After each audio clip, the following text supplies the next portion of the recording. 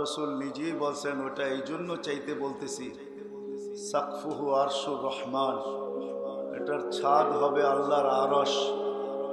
তাহলে বোঝা গেল আল্লাহকে দেখতে বেশি সময় লাগবে না, ছাদে উঠলেই আল্লাহকে দেখা যাবে।